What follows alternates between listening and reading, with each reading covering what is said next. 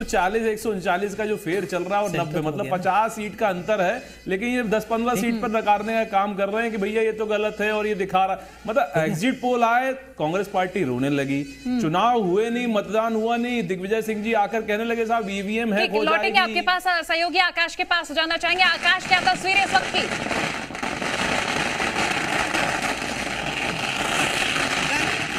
मनु, ये तस्वीरें दिखाता हूं मैं आपको। भयंकर आतिशबाजी बीजेपी प्रदेश कार्यालय में चल रही है। बीजेपी के केंद्रीय चुनाव सह प्रभारी, इसके अलावा प्रदेश अध्यक्ष बीडी शर्मा और हितानंद के अलावा तमाम जो बड़े नेता हैं वो ढोल की थाप पर थिरकते हुए नजर आ रहे हैं। ये तस्वीरें हम देख रहे हैं और अभी आतिशबाजी का हुई है। यहाँ पर पूरा जश्न का जो माहौल है वो भारतीय जनता पार्टी मध्य प्रदेश में फिलहाल देखने को मिल रहा है। और बीजेपी क्योंकि बहुत तेजी से मध्य प्रदेश में आगे बढ़ रही है तो बीजेपी तब्दील कर लेना चाहती है। अभी से बीजेपी प्रदेश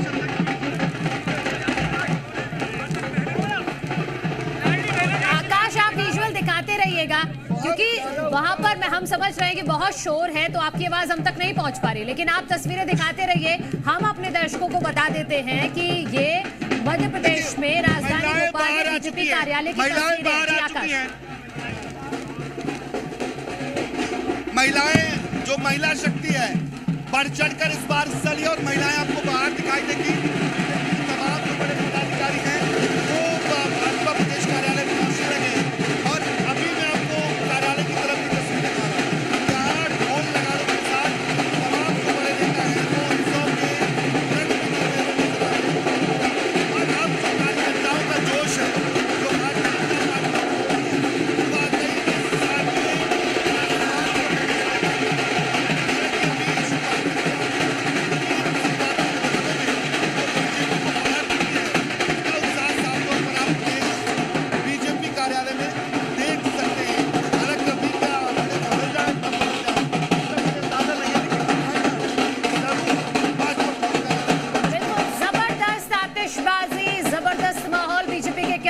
इस वक्त देखने को मिल रहा है। हमारे साथ खास मेहमान शरद गुप्ता जी हैं, वरिष्ठ पत्रकार हैं। शरद जी, मैं आपसे समझना चाहूंगी कि जैसे देखिए 12 नहीं बजे हैं, लेकिन बीजेपी के खेमे में जबरदस्त जश्न की तस्वीरें आ रही है मध्य प्रदेश में। कोई जल्दबाजी तो नहीं कर रही है बीजेपी?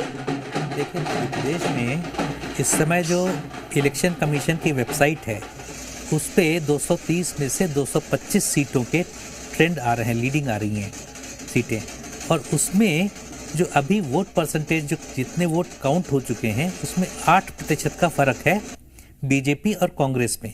कांग्रेस से 8% से अधिक ज़्यादा वोट बीजेपी को मिले हैं। तो क्लियरली लगभग 2/3 बहुमत मिलने जा रहा है, ऐसा दिख रहा है जो वोट गिने गए हैं। और आजकल तो चूंकि ईवीएम से बहुत जल्दी काउंटिंग हो जाती है, तो मुझे लगता है कि 3-4 बजे तक अधिकतर रिजल्ट आ जाएंगे। और अभी जिस तरीके से रुझान है तो मुझे लग रहा है कि बहुत कंफर्टेबल मेजॉरिटी से बीजेपी जीतने जा रही है। इसी तरीके से राजस्थान में करीब दोनों के बीच में 1.5% का फर्क है, तो वहाँ भी काफ़ी आराम से जीते। लेकिन जहाँ तक मध्य प्रदेश की बात है तो बहुत बहुत भारी बहुमत से जीत रही है। ठीक है, चलिए आपके पास लौटेंगे हम। देखिए मध्य प्रदेश की जब हम बात कर रहे हैं तो मिलन भागवत जी आपके पास ही आना चाहूंगी, क्योंकि देखिए जिस तरह से वोटिंग हुई थी और रुझान अब आना शुरू हुए हैं, तो एग्जिट पोल को लेकर बात कर लेते हैं। दिग्विजय सिंह कहते नजर आए थे कि एग्जिट पोल हम नहीं मानते और सिर्फ मतदाता की बात माने। तो देखिए बड़ी खबर, मोदी मैजिक बरकरार है। मध्य प्रदेश में मोदी मैजिक बरकरार नजर आ रहा है। न सिर्फ मध्य प्रदेश बल्कि छत्तीसगढ़ में भी मोदी मैजिक नजर आ रहा है। बीजेपी ने राजस्थान और छत्तीसगढ़ में सेंध लगा दी है। जहां उम्मीद कम थी वहां उम्मीद से ज्यादा परिणाम नजर आ रहे हैं रुझानों के रूप में। एक बार फिर से आपको बता देते हैं, मध्य प्रदेश और छत्तीसगढ़ में बीजेपी आगे चल ही रही है। राजस्थान की भी बात करें तो तीनों ही राज्यों में मोदी मैजिक किस तरह से बरकरार है, ये आंकड़ों के जरिए आपसे साझा कर रहे हैं। बिल्कुल, मध्य प्रदेश में भी और छत्तीसगढ़ में भी यहाँ पर लड़ाई यही थी। शरद गुप्ता जी, देखिए 3 राज्यों में अगर हम देखें तो मोदी मैजिक पूरी तरह से बरकरार दिखा है। मध्य प्रदेश में कमल वर्सेस कमलनाथ, छत्तीसगढ़ में मोदी जी का चेहरा सामने था।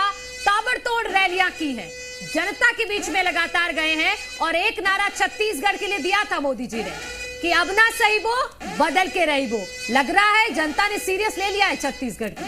बिल्कुल, तीनों राज्यों में बीजेपी बड़ी आसानी से जीत रही है और छत्तीसगढ़ में बीजेपी ने थोड़ा लेट स्टार्ट लिया था। उनको लग रहा था कि भूपेश बघेल बहुत आराम से जीत रहे हैं, तो इसलिए प्रधानमंत्री मोदी की शुरू में सिर्फ 3 रैलियां वहाँ पे प्लान की गई थी। लेकिन जब धीरे धीरे चुनाव बढ़ा और बीजेपी को रियलाइज़ हुआ कि नहीं इतना आसान नहीं है भूपेश बघेल का जीतना, तो फिर उन्होंने कैंपेन अपनी तेज की। उनके भ्रष्टाचार से लेके और कई मामलों पे फोकस किया गया। चुनाव के दौरान कुछ लोगों पे रेड भी हुई जिनके ऊपर भ्रष्टाचार के आरोप थे, और जनता को ये लगा कि साहब ये भूपेश बघेल सरकार उतनी आसान नहीं। और जो लोग गए थे वहाँ पे उनका भी कहना है कि लोगों को बीच में सबसे बड़ी 2 लोगों की छवि की बात थी कि भूपेश बघेल और डॉक्टर रमन सिंह, दोनों में जब कंपैरिजन हुआ तो अधिकतर लोग डॉक्टर रमन सिंह के फेवर में नजर आए। तो इसीलिए जो ये नतीजे हैं इस बार, तो दूसरी चीज मैं कह रहा था, जब चुनाव बढ़ा और धीरे धीरे फिर प्रधानमंत्री की 9 रैलियां वहां पे हुई हैं छत्तीसगढ़ में, तो इसी वजह से, और प्रधानमंत्री मोदी का चेहरा तो सबसे प्रमुख है ही जी। तीसरी चीज, जो प्रधानमंत्री मोदी की जो नेशनल रेटिंग है, तो पॉपुलैरिटी की उनकी रेटिंग 38 है, जबकि बाकी सारे नेता कहीं सिंगल डिजिट पे रहते हैं। तो अपने आप में इतनी ज्यादा पॉपुलैरिटी है, तो एक बिल्कुल ठीक कह रहे हैं आप, मोदी मैजिक चला है, तीनों राज्यों में चला है। और ये हिंदी पट्टी में बीजेपी जैसा पिछली बार लोकसभा चुनाव में हुआ था, तो मुझे लग रहा है इन तीनों राज्यों में जो 65 सीटें हैं, पिछली बार शायद 61 सीटें आई थी, इस बार लग रहा है कि उससे कुछ बेहतर ही होगा। बिल्कुल, चलिए लौटेंगे आपके पास, मध्य प्रदेश चल लेते हैं। रवि सक्सेना जी, एक बार फिर से आपके पास आना चाहूंगी। चुनौती बहुत ज्यादा बड़ी थी जिसे पार लगाना मुश्किल था, लेकिन बीजेपी जिस तरह से आंकड़ा बढ़ाती जा रही है, ऐसे में जो लक्ष्य या फिर जो उम्मीदें कांग्रेस की ओर से सामने आ रही थी वो बहुत दूर होती जा रही है। देखिए, लगातार आपके चैनल पे मैं देख रहा हूं कि वहीं का वहीं फिगर रखा हुआ है, ना तो फिगर 1 सीट बढ़ रही है ना 1 सीट कम हो रही है। ये आंकड़ा है जो ईवीएम से सामने आ रहा है सर, अपडेट हो रहा है हर पल का। वो सुन तो लीजिए कीजिए, थोड़ा धैर्य रखिए। मोदी मैजिक में इतना मत बहक जाइए, थोड़ा धैर्य रखिए, सुन लीजिए। अरे नहीं रवि जी, हम मोदी मैजिक में नहीं, हम आंकड़ों पे बात कर रहे हैं ना सर, आंकड़ों पे बात कर रहे हैं। जो आंकड़े आ रहे हैं हम आपके सामने रख रहे हैं। हम तो निष्पक्षता के साथ आपकी भी बात करते हैं, बीजेपी की भी बात करते हैं सर। मोहतरमा, मैं आप ही की बात कर रहा हूँ, आंकड़ों की बात कर रहा हूँ। मैं 15 मिनट से यहाँ बैठा हूँ, 15 मिनट से देख रहा हूँ, एक फिगर चेंज नहीं हुआ है, वैसा का वैसे ही चल रहा है। 139, 138, 90, आपके वहां पर 50, 38। तो अभी एक राउंड का मुझे लगता है कि तीसरे राउंड का रिजल्ट सामने नहीं आया है। मेरी बात कर लेने दीजिए।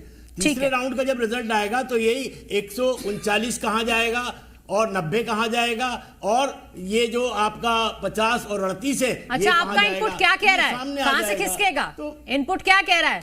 मानवा लिमाड़ से जा रहा है, महाकौशल से जा रहा है, विंध्य से जा रहा है? रूप से हाँ, मैं निश्चित रूप से कांग्रेस पार्टी की मध्य प्रदेश में सरकार बनने जा रही है, छत्तीसगढ़ में बनने जा रही है, वहां हम 65 सीट से ऊपर आएंगे। ये अभी लिख लीजिए, आप शाम को इसको टैली कर लेना कि लिख लिया मैंने रवि जी, ये बात 65 सीट से ऊपर लिख लिया मैंने। हाँ, 65 सीटें आएंगी छत्तीसगढ़ में, और मध्य प्रदेश में हम 125 से 130 सीटों पे आ जाएंगे। आने दीजिए, रिजल्ट अभी आने दीजिए। आप ही के प्रवक्ता है सत्य प्रकाश जी, कांग्रेस से हमारे साथ है रायपुर से। आप 65 कह रहे हैं, वो आश्वस्त है या नहीं, मैं उनसे पूछ लेती हूँ एक बार। सत्य प्रकाश जी। जी देखिए, जैसे हमारे एमपी के प्रवक्ता, कांग्रेस प्रवक्ता बता रहे हैं, वो सही बात बोल रहे हैं। अभी रुझान है, अभी दूसरे राउंड की भी काउंटिंग पूरी नहीं हुई है, तो ये बहुत जल्दबाजी होगी। देखिए, बीजेपी जैसे चाहे एमपी में बात कर ली, वो पटाखे फोड़ ले रहे हैं। अब यहाँ छत्तीसगढ़ में भी वही हालत है। तो देखिए, एक चीज़ और मैं बताना चाहूँगा, छत्तीसगढ़ का इतिहास आप उठा के देखिए। पिछले 2013 में तो एक बार ऐसे हो गया था कि हमारी सरकार दिखा दी गई थी रुझानों में कि कांग्रेस सरकार बन रही है, तो वो भी चीज़ें हुई थी। 2008 में वही हालत हुई थी, मगर उसके बाद 2-3 बजते 4 बजते जब पिक्चर सामने आई थी, तो 2013 में क्या हुआ सबके सामने है। और 2018 में भी आपका बात कर, एग्जिट पोल की मैं बात करें तो सरकार बीजेपी बना रही थी। एग्जिट पोल या ये रुझान वही हुआ ना, एग्जिट पोल रुझान है। अभी आप देखिए, 3-4 बजते हम 65 बजते 70 प्लस जाएंगे हम छत्तीसगढ़ में।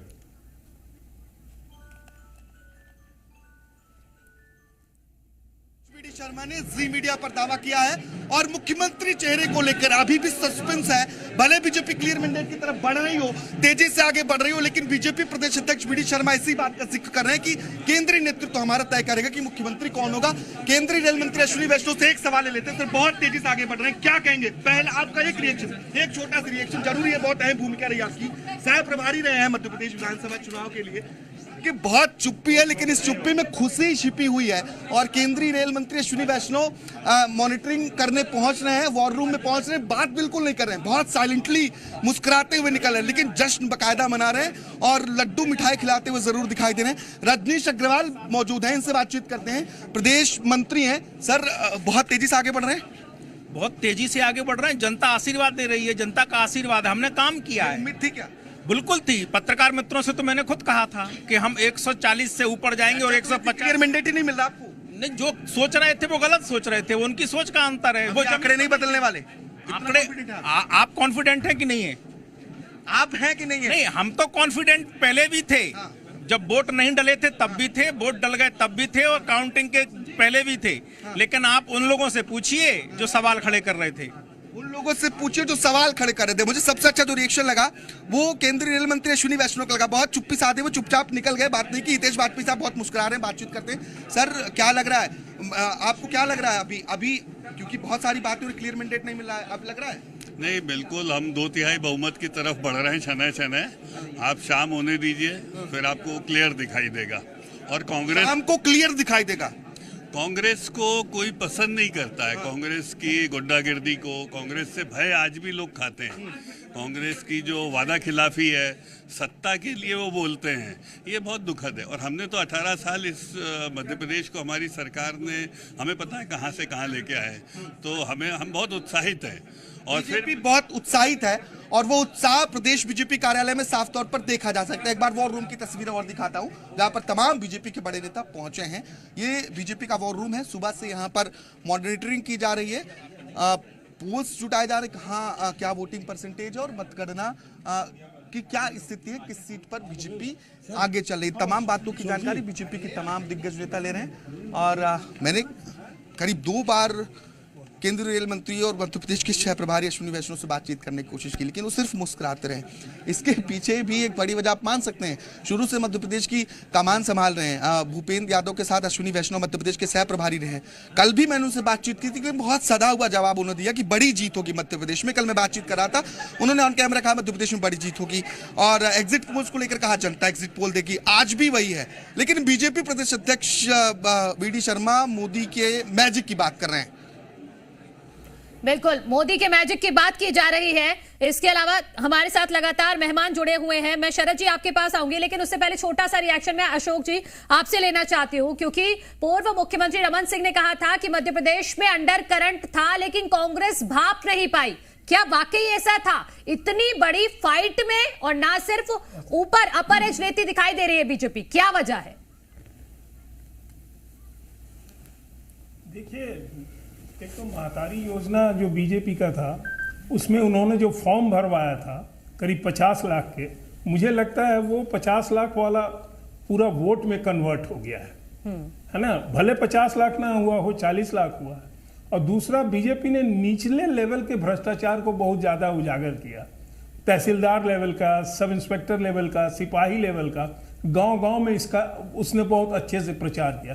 तो मेरे ख्याल से 2 चीज बीजेपी के फेवर में गया। बीच में रोकना चाहूंगी आपको, इस वक्त बड़ी अपडेट सामने आ रही है छत्तीसगढ़ को लेकर। देखिए, बीजेपी 49 और कांग्रेस 39 पर, और मध्य प्रदेश में आंकड़ा बदल गया, 141 पर फिर से बीजेपी और कांग्रेस का आंकड़ा पहुंच गया है 88 पर। यह आंकड़ा फिर से बदला है। देखिए, बड़ी अपडेट छत्तीसगढ़ चुनाव को लेकर इस वक्त की बड़ी खबर आपसे हम साझा कर रहे हैं। 90 विधानसभा सीटों में 49 पर बीजेपी, 39 पर कांग्रेस, और आदर्श के खाते में 2 सीटें जाती नजर आ रही हैं। बिल्कुल, अपनी बात पूरी कीजिएगा अशोक जी।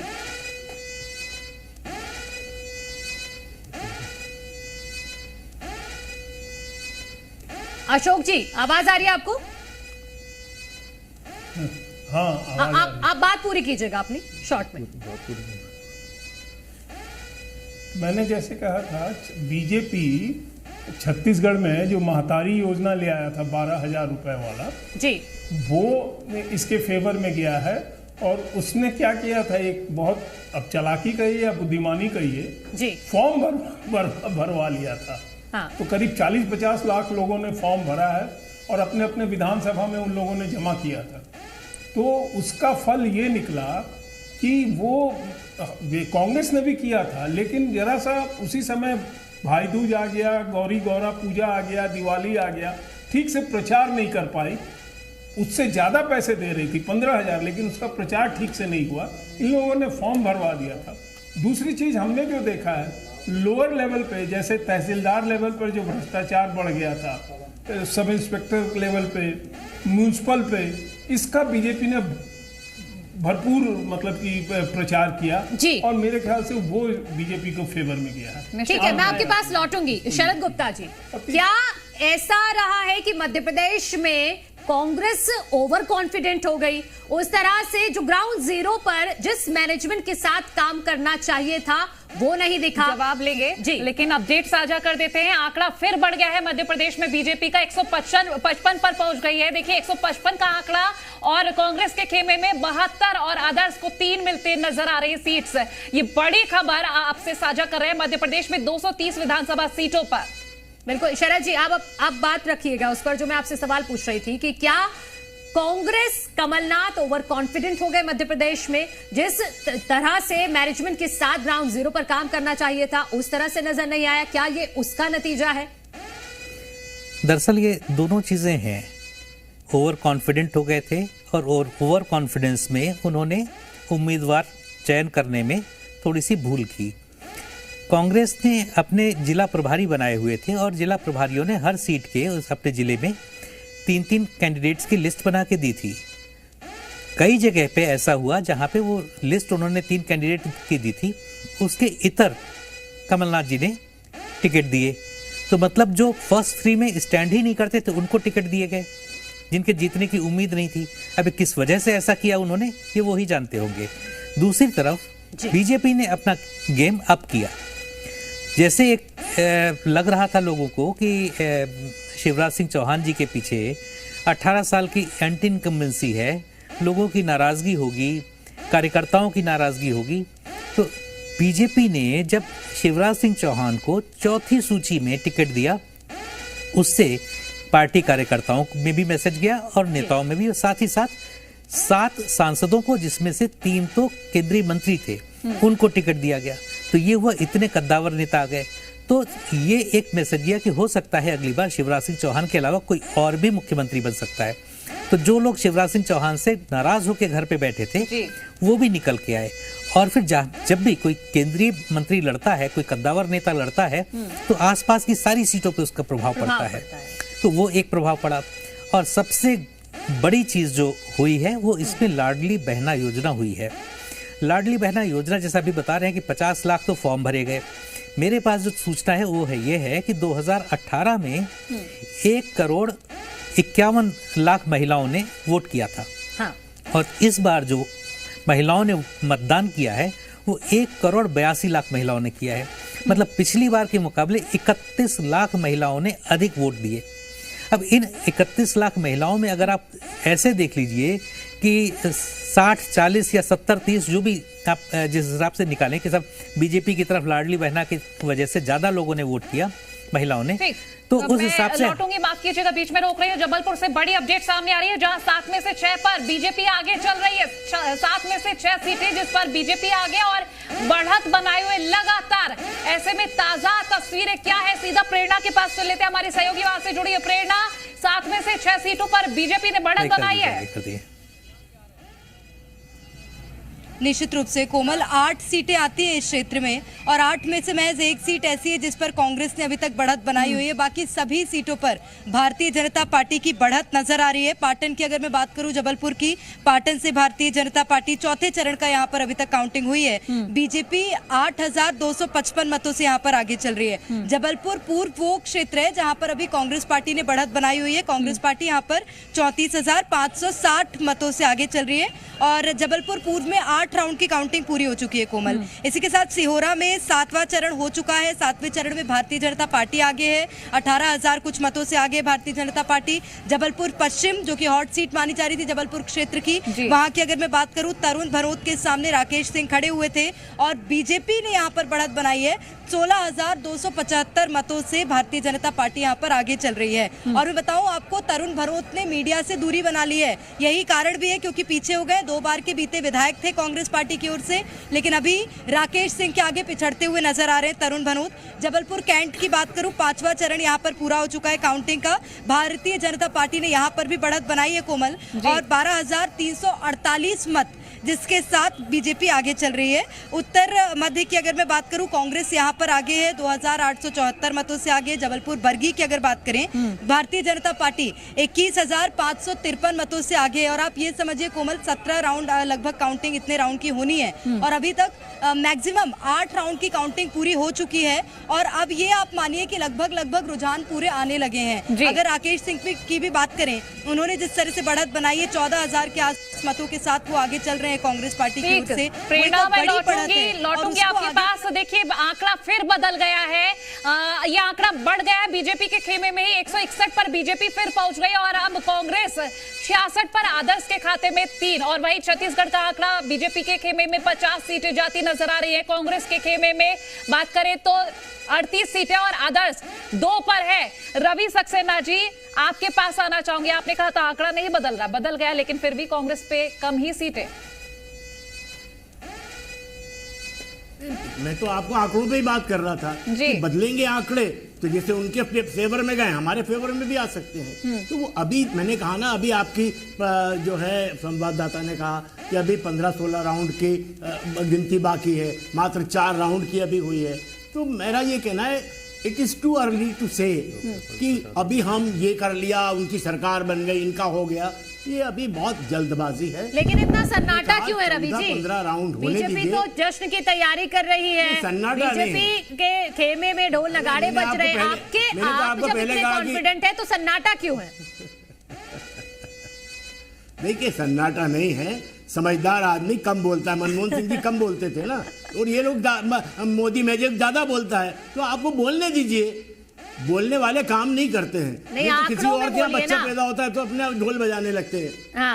ये आंकड़ों में ही बता रहा है। मैंने कहा आपको, भाई आंकड़े जब सुबह में आप देख रहे थे तो चारों स्टेट में कांग्रेस पार्टी की सरकार बना रहे थे, शने बदला तो कुछ उनके बढ़ गए, कुछ हमारे बढ़ गए। नहीं, ये फासला इतना हो गया ना रवि जी। रवि जी, फासला देखिए ना, 161-66 फासला ज्यादा हो गया है। बिल्कुल,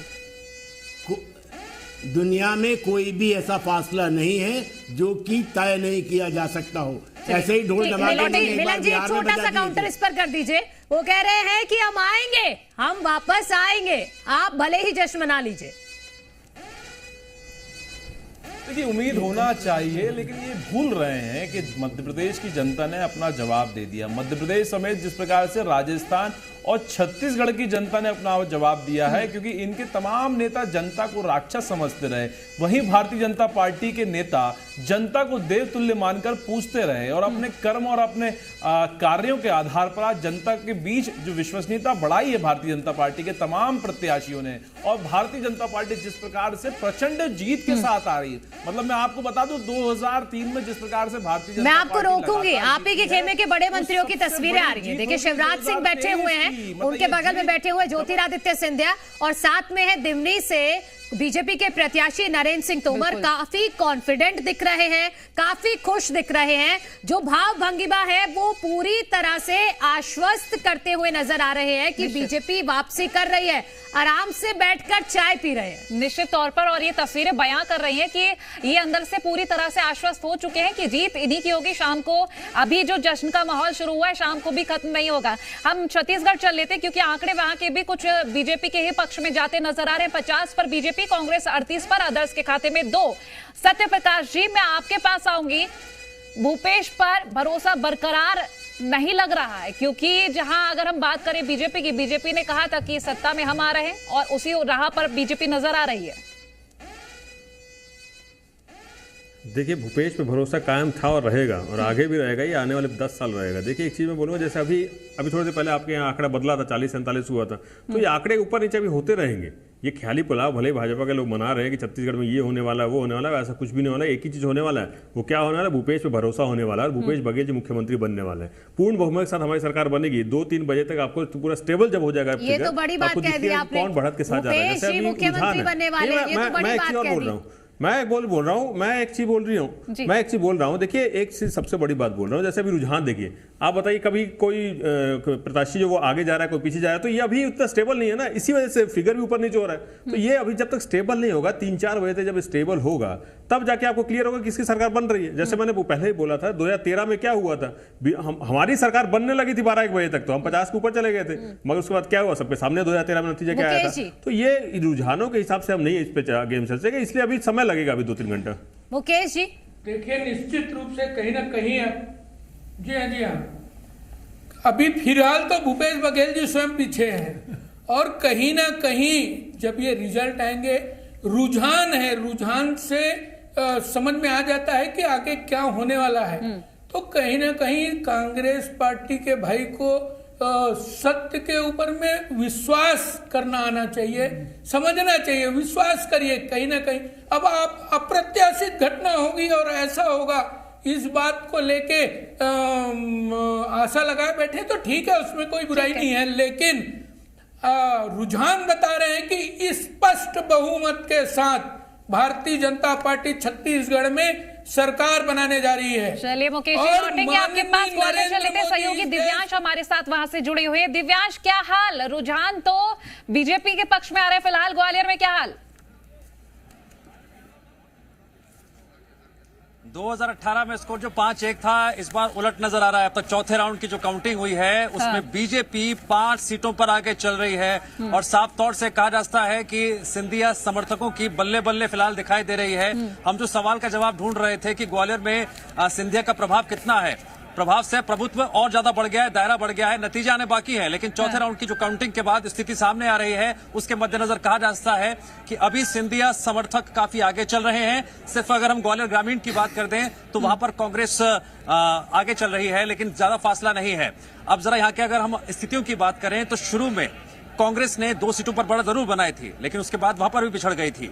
धीरे धीरे स्थिति निकलकर सामने आएगी, लेकिन अभी जो तस्वीर निकलकर सामने आ रही है, मैं बता दूं कि माया सिंह इस वक्त 1678 वोटों से आगे चल रही हैं, और भीतरवाड़ से मोहन राठौर 8400, अच्छी खासी उन्होंने लीड बना ली है। ग्वालियर ग्रामीण से साहब सिंह जो है वो इस वक्त 239 वोटों से आगे चल रहे हैं, और प्रद्युमन सिंह तोमर ऊर्जा मंत्री 5235 वोटों से आगे चल रहे हैं। तस्वीर यही निकलकर सामने आ रही है जो हम लगातार कल चर्चा कर रहे थे कि सिंधिया समर्थकों की क्या स्थिति निकलकर सामने आएगी। इससे बहुत कुछ सियासी समीकरण मध्य प्रदेश के भी और केंद्र की सियासत पर भी असर डालेंगे, और हाल फिलहाल चौथे राउंड की काउंटिंग के बाद ये तस्वीर जो हम बता रहे हैं, उससे कहा जा सकता है कि अभी सिंधिया समर्थकों की यहाँ बल्ले बल्ले है। ठीक है, ठीक है, आपके पास लौटेंगे, लेकिन शरद जी, इस पर भी मैं चाहती हूँ कि आप इसका विश्लेषण कीजिएगा कि ज्योतिरादित्य सिंधिया के लिए भी एक अग्नि परीक्षा थी। वो खुद नहीं चुनाव लड़े, लेकिन उनके समर्थक जो हैं भारी संख्या में चुनावी मैदान में हैं, और अच्छी खबर ज्योतिरादित्य सिंधिया के लिए यही आ रही है कि लगभग उनके सारे जितने भी समर्थित मंत्री हैं सब आगे चल रहे हैं, सब लीड ले रहे हैं अच्छी खासी। जी बिल्कुल, आप ठीक कह रहे हैं, ये उनके लिए एक बड़ी चुनौती थी, खास तौर से कि वो पिछली बार जितने भी उनके कैंडिडेट्स थे वो सारे के सारे बीजेपी के खिलाफ लड़के जीते थे। तो बीजेपी के सामने भी एक बड़ी समस्या थी कि ज्योतिरादित्य सिंधिया के समर्थकों को एडजस्ट करें या अपने कैंडिडेट्स को जो कई जगह से हारे थे ज्योतिरादित्य सिंधिया के कैंडिडेट से। तो उन्होंने इसको बड़े ढंग से साधा है और दोनों ने मिलकर चुनाव लड़ा। ऐसा पहले लग रहा था कि बीजेपी के जो कार्यकर्ता हैं वो ज्योतिरादित्य सिंधिया के समर्थकों का प्रचार नहीं करेंगे या कमज़ोर प्रचार करेंगे, लेकिन जिस तरीके के नतीजे हैं उससे जाहिर है कि बिल्कुल एकदम समन्वय था दोनों गुटों में और अच्छे से चुनाव लड़ा गया है। और इमरती देवी भी आगे बताई जा रही हैं, तो ये एक बड़ी खबर है।